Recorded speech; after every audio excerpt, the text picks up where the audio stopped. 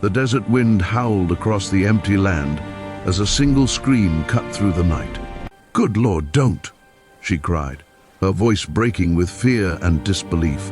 What the rancher was about to do went against everything she thought she knew about people, about survival, and about kindness in a world that rarely showed mercy. This is not just a Wild West story of dust and danger. It's a story about a moment when cruelty could have won, but didn't. A moment when one unexpected act of kindness changed two broken lives forever. Before we begin, take a second to support the channel. If stories like this move you, please subscribe, like the video, and share your thoughts in the comments. Your support helps Soul Tales bring more powerful, heartfelt stories to life. Now, let's step back into the Wild West. The year was 1879, and the land didn't forgive weakness. Miles of dry plains stretched under a burning sun, broken only by thorny bushes and the occasional wooden fence that marked a rancher's claim. People said the West made men hard and women silent. Kindness, they believed, was a luxury few could afford. Clara Whitfield had learned that lesson the hard way. She had been walking for 2 days straight, her boots torn, her lips cracked, her stomach aching with hunger. She had fled a mining town where promises were lies and safety was an illusion.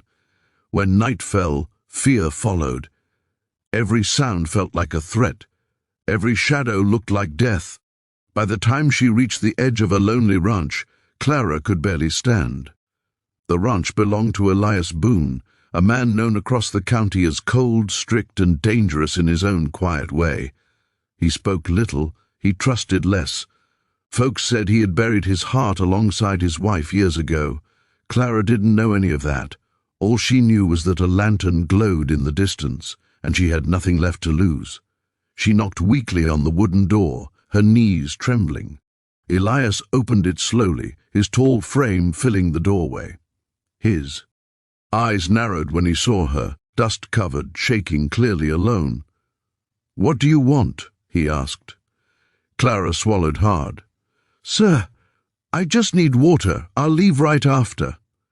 Elias studied her like a man judging a horse, checking for danger, for deception. Women wandering alone were trouble in the West. Trouble usually came with lies, but something in her eyes stopped him. "Come in," he said, stepping aside. The moment Clara crossed the threshold, her strength gave out. She collapsed to the floor, sobbing, not from pain but from relief. Elias froze. He hadn't expected that. He hadn't expected to care. He gave her water, then bread. He said nothing, but his actions spoke louder than words. That night, Clara slept by the fire while Elias sat awake in a chair, rifle across his lap. Not because he feared her, but because the world had taught him never to let his guard down. The next morning, trouble arrived. A group of men rode up fast, dust flying behind them. Clara recognized them instantly, her face drained of color. "They're looking for me," she whispered. "Please." "I'll leave, I swear." Elias looked out the window. He knew their kind. Rough men who believed they could take whatever they wanted.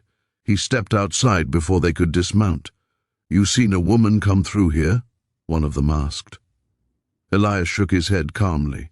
"Just land and cattle, same as yesterday." The men didn't believe him. One of them pushed past, heading for the house.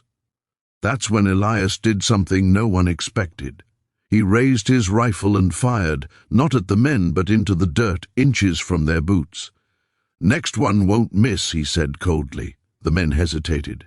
Then they backed away, pride bruised but fear stronger. As they rode off, Clara ran outside, shaking. "Good Lord, don't!"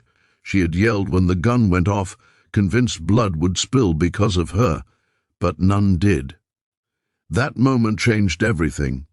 Later, Elias revealed the truth. He had once failed to protect someone he loved. He had chosen. Silence over action, fear over kindness. The regret haunted him every day. "I won't make that mistake again," he said. Clara stayed for a while. She helped with chores, she cooked, she laughed, something she hadn't done in months. Slowly the ranch felt less empty. But kindness always demands courage. One night, Elias made a decision that shocked her beyond belief. He handed her money, a horse and papers to a safe town far east. "You don't belong hiding here," he said. "You deserve a life." Clara's eyes filled with tears. "Why would you do this for me?" Elias paused. "Because someone once prayed I would." She left the next morning, stronger than when she arrived. Years later, letters came. Clara built a new life, a family, a future, and Elias? The ranch became known not for fear, but for fairness. Travelers spoke of a quiet man who helped without asking for anything in return. Kindness didn't make him weak, it saved him. And maybe that's the real lesson of the Wild West. In a land shaped by violence and survival, the bravest act wasn't pulling a trigger, it was choosing compassion. As this story comes to an end, remember this: you never know who stands at your door carrying fear instead of hope. One small act of kindness can echo across a lifetime. If this story touched you, carry it forward. Be the reason someone believes in goodness again. This is Soul Tales, where kindness never goes out of style,